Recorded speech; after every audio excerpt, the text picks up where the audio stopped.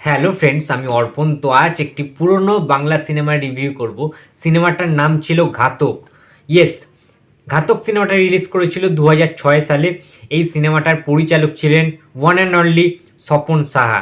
স্বপন সাহার ব্যাপারে যতটা বলবো ততই কম বলা হবে। একাধারে ফ্যামিলি ড্রামা করতে পারতেন, সুপার টুপার ব্লকবাস্টার দিতেন, আবার তিনি অ্যাকশন সিনেমাও করতে পারতেন।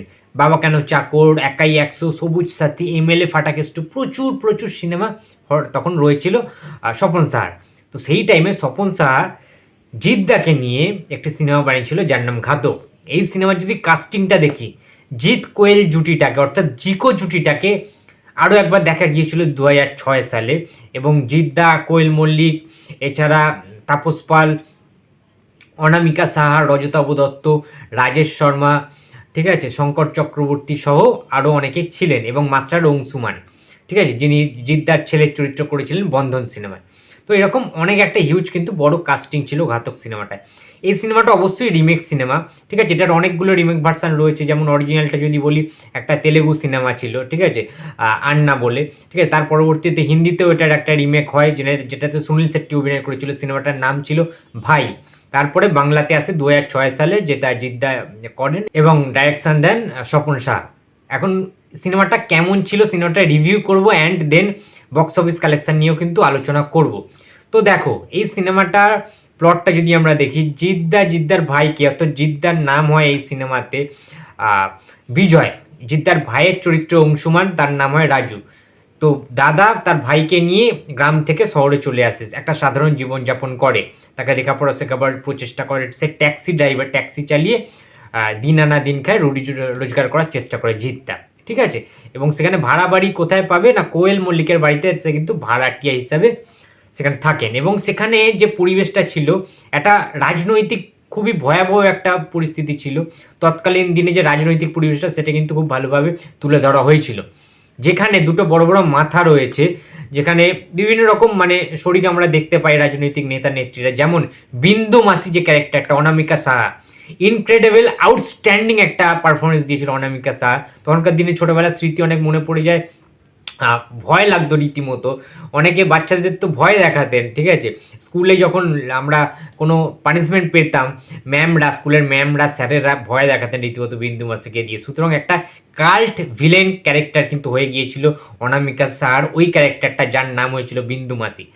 এবং তার সাথে রজতাভ দত্তের যে ক্যারেক্টারটা, তার নাম হয়েছিল এই সিনেমায়, ঘাতক সিনেমায়, সামন্ত মশাই, ঠিক আছে। তো সামন্ত, তো তার সাথে রজতাভ দত্তের সাথে বিন্দু মাসির যে ক্ল্যাশ, যে লড়ালড়ি, যে রেসারেসি, আউটস্ট্যান্ডিং ছিল। এবং তার সাথে বাবলু পোলে, শঙ্কর চক্রবর্তীর যে ক্যারেক্টারটা, যদিও সেটা খুব একটা বেশি হাইলাইটেড হয়েছে সেটা না, বাট রাজেশ শর্মারও খুব গুরুত্বপূর্ণ একটা ইম্পর্টেন্ট ক্যারেক্টার রয়েছে। সে খারাপ মানুষ থেকে কীভাবে ভালো মানুষে পরিণত হয়, তার সন্তানকে বাঁচায় জিদ্দা।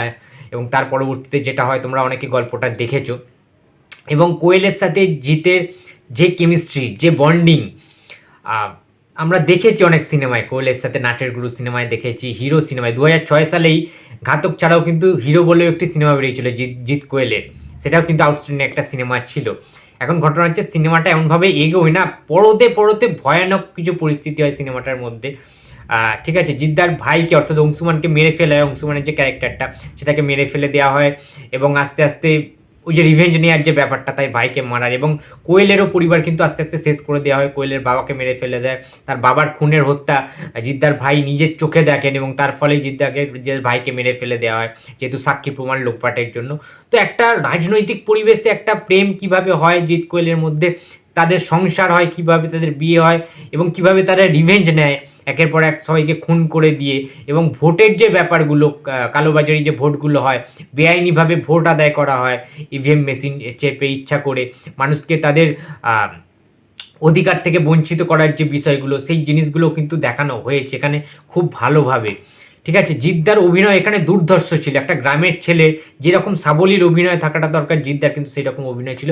এবং এই সিনেমায় জিদ্দার একটা ইউনিক একটা সিগনেচার স্টাইল ছিল, সেটা হচ্ছে জিদ্দা বালা পরে থাকতেন, এবং বালাটাকে এরমভাবে ঠিক এরমভাবে নিয়ে এরমভাবে মানে করে তারপরে জিদ্দা অ্যাকশান মানে শুরু করতেন।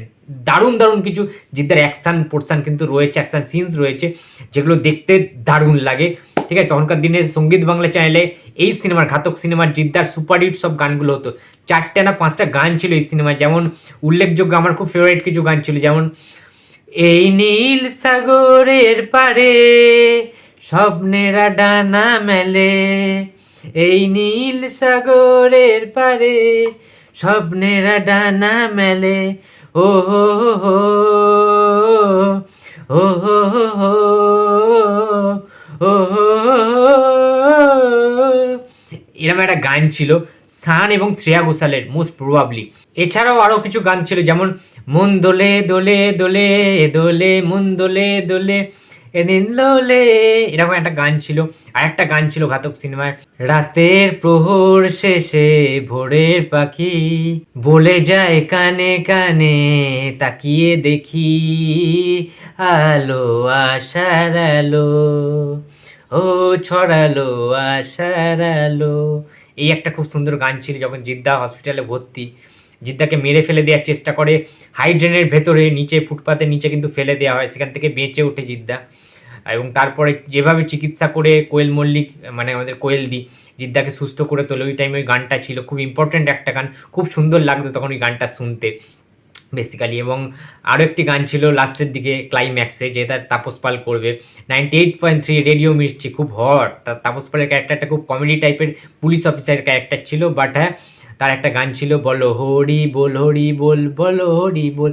এবং সেই টাইমে গানটা করার সময় ফাইট সিনস রয়েছে যেখানে বিন্দু মাসি মারা যায় লাস্টে, ঠিক আছে, ওই যে ক্যারেক্টারটা ছিল ইলেকট্রিকে বাস্ট হয়ে পোস্টের সাথে তার গাড়িটার ধাক্কা মারে বা ধাক্কা লাগে, তার ফলে তিনি মারা যান, আগুনটা জ্বলে ওঠে, সেরকমভাবে শেষ হয়। ক্লাইম্যাক্সটা অতটাও না জমলেও এই সিনেমায় যে যে ডায়লগগুলো ছিল, বিশেষ করে বিন্দু মাসির সাথে অর্থাৎ অনামিকা স্যারের সাথে রয়তব দত্তের যে ডায়লগ ভার্সানগুলো ছিল সেগুলো দুর্দান্ত কিছু কিন্তু ছিল। যেমন একটা জায়গায় আছে বিন্দু মাসি বলে রয়তব দত্তকে যে বাঁচলে একসাথে বাঁচবো, ফাঁসলে একসাথে ফাঁসবো, ঠিক আছে, মানে এরকম এক কিছু কিছু ডায়লগ রয়েছে। এবং রয়তব দত্ত বিন্দু মাসিকে বলে, একটা সিন রয়েছে যেখানে আমরা দুজনেই মাফিয়া, কিন্তু আমি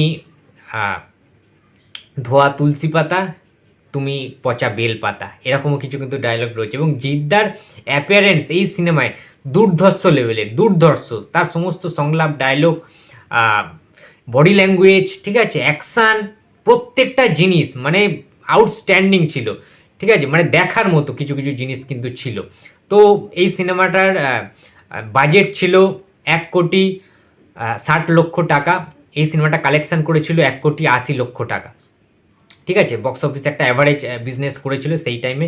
বাট পরবর্তীকালে আমরা কিন্তু দেখতে পেয়েছি এই সিনেমাটা দারুণ লাগতো টিভিতে যখন পরবর্তীকালে দেখতাম, বা ক্যাসেটে আমরা অনেক সময় দেখেছি ঘাতক সিনেমাটা, তখন কিন্তু বস আউটস্ট্যান্ডিং লাগে এই সিনেমাটা। গান যেমনি ছিল, ডায়লগ, মারপিট সব কিছু লেভেলের ছিল, ঠিক আছে, ঘাতক সিনেমাটা কিন্তু আমার দারুণ লাগে।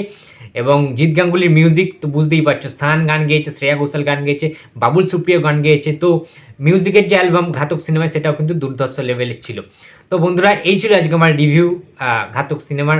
তো তোমাদের যদি অন্য কোনো পুরনো সিনেমার রিভিউ লাগে তো রিকোয়েস্ট করতে পারো, কমেন্ট করতে পারো, বা ফেসবুকে মেসেঞ্জারে আমায় SMS করতে পারো, আমি অবশ্যই রিভিউ করার চেষ্টা করব। তো ভিডিওটা ভালো লাগলে please like, comment and share করতে ভুলো না। যদি চ্যানেলে নতুন হয়ে থাকো তো প্লিজ সাবস্ক্রাইব করে দিও। তো দেখা হচ্ছে আবার পরের ভিডিওতে। তো টাটা।